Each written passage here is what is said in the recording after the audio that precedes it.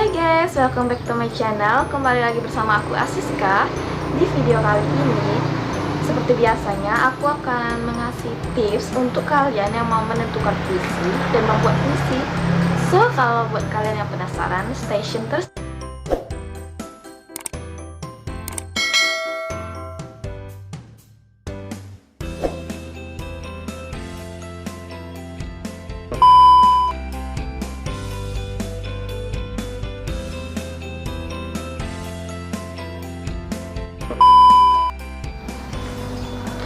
Sebelum kalian membuat puisi, terlebih dahulu kalian itu harus mengidentifikasi unsur-unsur pembangun teks puisi. Sepertinya kalian harus mengetahui apa itu pengertian puisi, strukturnya, struktur batin, fisik, tema, nada, rasa. Kalian harus mengetahui itu semua supaya kalian nggak mandek tuh membuat puisinya, dan kalian harus memiliki pikiran yang jernih supaya kalian tuh membuat puisinya dengan rasa yang indah. Dan menentukan tema itu paling awal supaya puisi kalian itu bagus, indah dilihat oleh orang, dan pembacanya pun harus pakai rasa. Seperti itu teman-teman. Aku bakal jelaskan apa itu pengertian puisi supaya kalian tuh tahu itu. Mungkin sedikit dari kalian mungkin belum mengerti kan. Aku akan menjelaskannya di sini. Jadi sepertinya pengertian puisi itu seperti: puisi adalah karangan yang mengungkapkan perasaan atau penyair menggunakan diksi atau kata yang indah. Seperti itu. Jadi kalian tuh harus mengetahui dulu apa pengertian puisi. Kalian harus mempelajari dulu apa itu puisi. Dan yang kedua itu ada unsur-unsur pembangun teks puisi. Ada struktur fisik, batin. Itu kalian harus mengetahuinya itu. Sini aku akan menjelaskan sedikit ya. Struktur batin puisi terdiri dari empat itu. Yang pertama itu adalah tema, yang kedua adalah rasa, yang ketiga adalah amanat, yang keempat adalah nada. Jadi kalian harus mengetahui empat itu dulu. Untuk mempelajarinya lebih lanjut, aku akan menjelaskan di sini secara detail, dan jangan di skip ya. Yang pertama tadi adalah tema. Tema adalah pokok pikiran atau dasar cerita dari setiap kalian yang mengarang puisi harus menentukan tema. Tema keindahan alam, tembang alam, kehidupan kalian sehari-hari kalian jadikan tema. Jadi kunci pertama kalian untuk membuat puisi, kalian harus menentukan tema terlebih dahulu agar nggak terlalu puisinya nggak terlalu buruk bagi pembacanya gitu. Dan yang kedua itu adalah rasa. Rasa adalah sikap penyair. Dia menghayati rasanya. Ya, rasa itu ya entah membuat orang nangis, senang, sedih. Itu kan rasa. Dan yang ketiga itu adalah nada. Nada adalah tinggi rendahnya suatu puisi kalian. Puisi kalian tinggi, rendah, itu kalian harus menentukan semua itu. Dan yang keempat itu adalah amanat.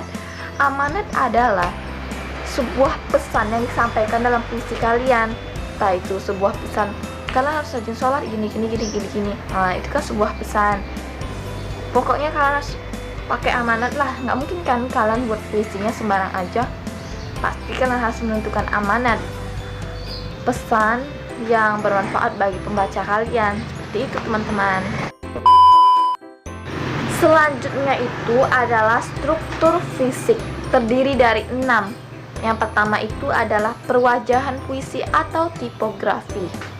Yang kedua itu ada pilihan kata atau diksi. Yang ketiga adalah imaji atau citraan. Yang keempat adalah kata konkret. Yang kelima adalah gaya bahasa. Yang keenam adalah rima atau irama. Jadi di sini aku akan menjelaskan secara detail struktur fisik ini. Ini dia. Dan aku akan menjelaskan secara detail. Dan kalian tuh jangan skip supaya kalian mengerti apa ini semua yang aku jelaskan secara detail. Oke? Jadi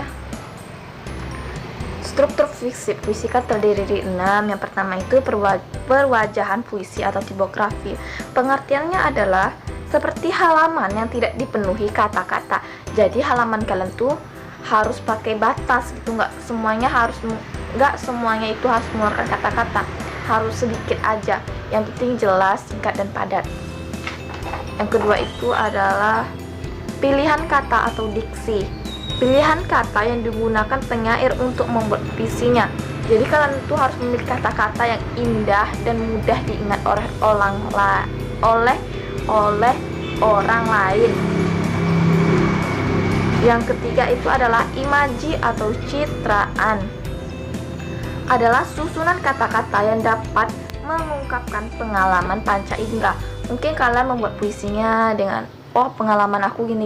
Mungkin kalian bisa menyampaikannya seperti puisi secara singkat itu, teman-teman. Yang keempat itu adalah kata konkret. Kata yang memunculkan imaji karena dapat ditangkap indera. Seperti itu. Yang kelima itu adalah gaya bahasa atau majas. Penggunaan bahasa dan menghidupkan atau meningkatkan efek. Mungkin kalian menggunakan gaya bahasa yang cukup menarik bagi pembacanya, dan mungkin mudah untuk orang mengingat kata-kata yang kalian buat dalam puisi tersebut. Yang keenam itu adalah rima atau irama. Mungkin kalian nggak bosan dengan rima atau irama. Irama itu apa sih, Kak? Irama itu mungkin kalian menggunakan menghayati rima, entah kalian gini. Seperti itu. Rima itu adalah mungkin bait dalam setiap puisi kalian, seperti itu. Dan seperti itu, teman-teman, struktur fisik yang terdiri dari 6. Semoga kalian mengerti ya. Selanjutnya itu ada jenis-jenis puisi. Jenis-jenis puisi terdiri dari 2. Yang pertama itu balada dan romansa. Dan puisi lirik terdiri dari 3. Yang pertama adalah elegi, serenada, dan ode. Aku akan menjelaskannya. Kalau elegi itu puisi yang mengungkapkan perasaan seseorang atau duka citanya dia. Misalnya elegi Jakarta karya Asrul Sani. Dan serenada itu adalah berarti nyanyian yang tepat dinyanyikan pada waktu segera gitu.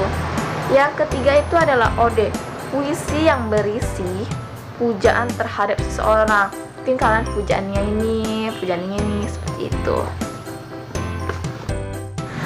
Semoga yang aku berikan tadi tipsnya, semoga kalian mengerti, dan untuk kalian membuat puisi karya kalian sendiri semoga tercapai. Dan aku ucapkan terima kasih bagi kalian yang udah nonton video aku, dan dengan senang hati klik subscribe, like, dan komen. Terima kasih banyak. Aku akan membuatnya lagi, tapi mungkin keesokan harinya aku akan membuat share detail lagi. Semoga kalian mengerti, dan daya tingkat kalian untuk membuat puisi semakin luas. Jadi kalian tuh harus punya niat untuk membuat puisi. Oke? Semangat terus ya.